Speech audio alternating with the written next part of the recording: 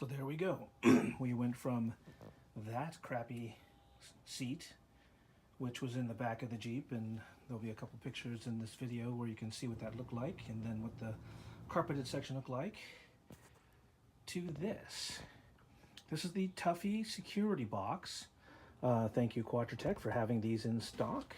Only took about a week for it to get here, which is very nice. I thought it would be much more on back order or maybe a special order thing, because fits into the back of the CJ quite nicely. I will say that it was a tight fit because of the carpet that I put in there, but Harrison and I were able to get it in there okay.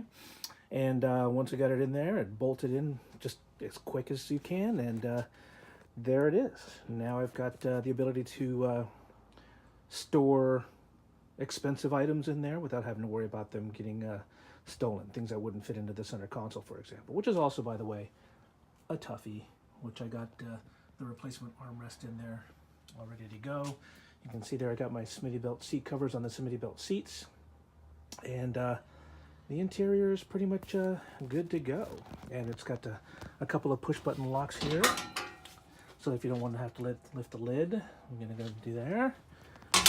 Or top access. Again, it's going to make it really easy with the nice hinged pistons there. Makes it easy to open and close.